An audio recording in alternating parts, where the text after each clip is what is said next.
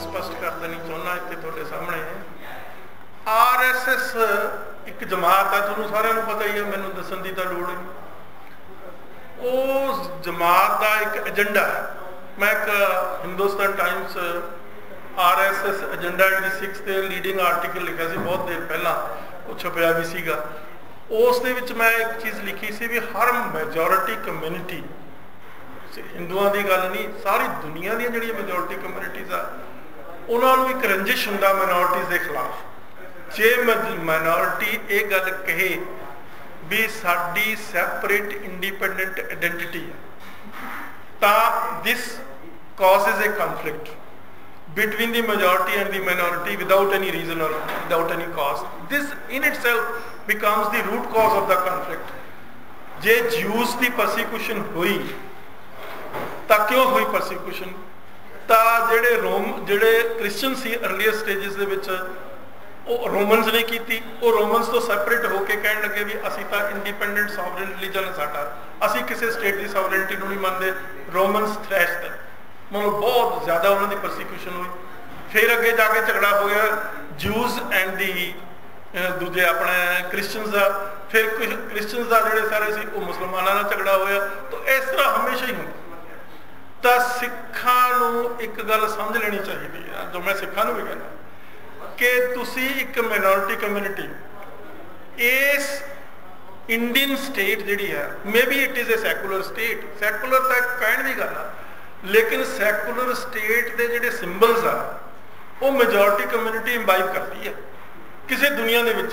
एक कोई हिंदुस्तान की गल नहीं, चाहे पाकिस्तान चले जाओ, पाकिस्तान भी हुण डेमोक्रेसी है, उत्थे सुन्नी मुस्लिम जिहड़े है दे आर इन मेजोरिटी, तो उन्हों की गल ही जिहड़ी आ उही मन्नी जाएगी, वो स्टेट की गल होएगी। इस तरीके ना इंग्लैंड सैकुलर स्टेट है ना, इंग्लैंड की जिहड़ी मेजोरिटी कम्यूनिटी है प्रोटेस्टेंट रिलीजन है, Protestant community they religious symbols becomes the symbols of the state.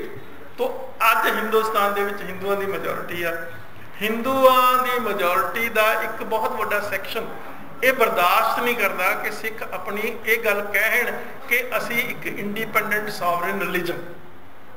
झगड़ा इत्थों, let me be very honest and straight. RSS इस गल दे RSS हिंदुआं दी आइडियलॉग है, खास तौर पर बीजेपी पार्टी बहुत बड़ी पार्टी है, पावरफुल पार्टी है, वो इस गल दे उत्ते बजिद है कि जे सिख ये कहते हैं भी असी इंडिपेंडेंट रिलीजन है साडा तां साडे दुश्मन। जे सिख अज ये कह देन भी असी तां केशाधारी हिंदू हाँ, साडा कोई धर्म वखरा नहीं, असी सिख हिंदुआं दा एक सैक्ट आ, समझे कि नहीं, तां कोई झगड़ा नहीं। तो झगड़े की जिहड़ी जड़ आ वो ये है, हाँ, मतलब जो तुसी गल ये कहोगे तो 99% हिंदू इस गल बर्दाश्त नहीं कर, चाहे वो कांग्रेस के हिंदू हो चाहे दूसरे पासे। आई एम वेरी ऑनेस्ट क्योंकि मैं तो सारी दुनिया की इतिहास पढ़िया, हाँ, मैं retired professor from Punjab university, तो मैनू सारी गल इस गल का पता। तो ये गल सिखां नूं तकलीफ रहनी, उदों तक तकलीफ रहेगी जो तक सिख कहते रहेंगे भी असी तो जी वखरा धर्म है साडा। वो मतलब सिख स्पिरिचुअल सैपरेट आइडेंटिटी है ना, वो सैपरेटनेस कन्वर्ट हो जाती है भी जे तुहाडी सैपरेट आइडेंटिटी है तो तुसी सैपरेटिस्ट हो, तो तुसी इस स्टेट के खिलाफ हो, तो तुसी टैररिस्ट हो, तो तुसी मिलीटेंट हो, तो तुहानूं असीं कुटना साडे कोल लैजिटिमेसी। तो इस तरह दी प्रॉब्लम जिहड़ी हैगी it becomes a part and parcel of the system. So सिखां नूं भी समझ लेनी चाहिए है, हिंदू तो समझे भी, सिख बहुते सिखां दी विच जिहड़े हिंदू आ इन्हां दी एक मैं बहुत बड़ी मतलब दाद देना इन्हां दी एक गल कि इन्हां दा जिहड़ा कास्ट इंस्टीट्यूशन है उसका एक फायदा कि ब्राह्मण क्लास आ जिहड़ी वो पढ़दी भी है लिखदी भी, मतलब दे आर रिमार्केबल पीपल। मैं सारी दुनिया ट्रैवल करता और मैं सारे जिथे जिथे झगड़े होंदे उत्थे जाना भी है, तो मैं देखदा हिंदुस्तान के अंग्रेजी के अखबारों का लैवल इंग्लैंड के अंग्रेजी के अखबारों के बराबर है, अमेरिका के अंग्रेजी के अखबारों के बराबर है। स्किल्स ऑफ राइटिंग जिहड़ा रिटन वर्ड है ना उसकी बहुत इंपॉर्टेंस है दुनिया के विच, वो खत्म नहीं होता। जिहड़े सिख गुरु सी they were very intelligent, very very intelligent intellectual सी, उन्होंने सब तो वड्डी जिहड़ी कंट्रीब्यूशन की है एक सिखां नूं रिटन वर्ड दिता और उस रिटन वर्ड च उन्होंने कहा तब्दीली नहीं हो सकती, चेंज नहीं हो सकती। तो अज जे खतरा सिखां नूं कोई खतरा नहीं, जे सिख ग्रंथ नूं खतरा है, पंथ नूं खतरा नहीं है, ग्रंथ नूं खतरा। जे ग्रंथ खत्म हो जाए, ਉਹਦੀ ਲੈਜੀਟੀमेसी सिख अपने आप च मान लैण भी ये गुरु का रूप नहीं है, साक्षात गुरु का कारपोरेट फॉर्म नहीं हैगी, तो सिख खत्म हो जाए। सिख खत्म नहीं होंगे, हिंदुओं भी समझ, लेकिन अनफॉर्चुनेटली सिखां की जिहड़ी लीडरशिप है, पोलीटिकल लीडरशिप, वो ये गल हिंदुओं को समझा नहीं सकती, क्योंकि उन्होंने इंटलैक्चुअल लैवल बहुत छोटा। मैं समझदा जे बादल साहब इन्ने स्ट्रोंग इंटलैक्चुअल होण कि वो RSS की एक मीटिंग दे विच ये गल समझा देण कि ये गल खत्म नहीं, सिखां नूं आइडेंटिटी ना सिखां ने दिती है, गुरुआं ने दिती है, और गुरुआं ने बड़ी इंटैलीजेंटली दिती है, क्योंकि गुरुआं नूं वर्ल्ड विजन सी, उन्हां नूं समझ सी कि जे इन्हां नूं असीं ग्रंथ देता तो हिंदू चलाक आ, ब्राह्मण चलाक आ, माफ करना जी थोड़े च कोई ब्राह्मण है, मैं वैसे मेरे दोस्त बहुत ब्राह्मण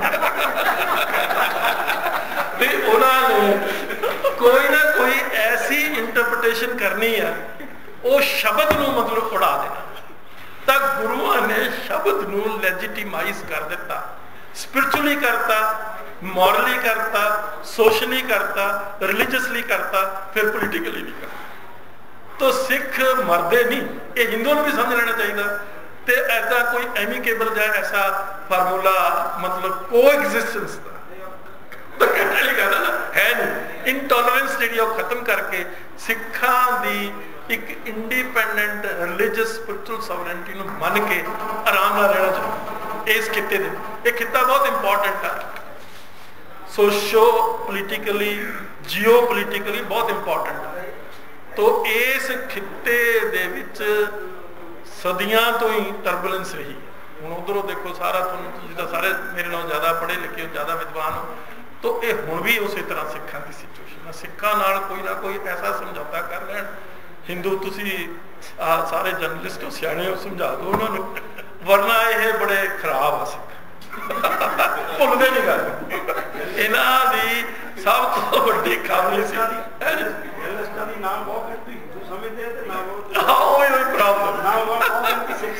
सिख दी ट्रेजेडी है, सिखां दी ये भुलदे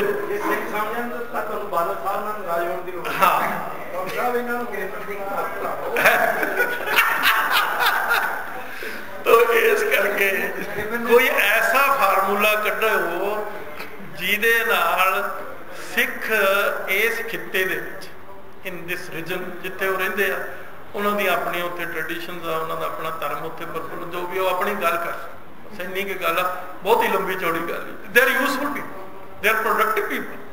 सिख प्रोडक्टिव आ, यूजफुल आ, ये सिख अपनी गल दस नहीं। अफ्रीका विच इहो जे मुल्क I know it for definite, वो कहते हैं सिख साडे कोल आपस मुफ्त जमीनां लै, दे आर सो प्रोडक्टिव। हुण देखो किन्नी कणक किन्ने चौल पैदा करिए, कल मारी जाते सी।